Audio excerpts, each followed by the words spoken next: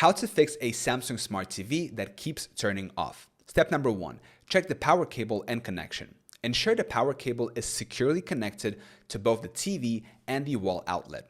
Try plugging the TV into a different power outlet to rule out a faulty outlet. Step number 2. Disable Eco Solution, Auto Power Off. Press the home button on your remote, go to Settings, General, Eco Solution. Turn off the Auto Power Off option to prevent the TV from automatically turning off. Step number 3. Check the sleep timer setting. Press the home button, go to Settings, General, System Manager, Time, Sleep Timer. Make sure the sleep timer is set to off to prevent the TV from turning off after a set period. Step number 4. Update the TV software. Go to Settings, Support, Software Update, Update Now. Updating your TV to the latest software version can fix bugs or glitches that may cause it to turn off unexpectedly. Step number 5.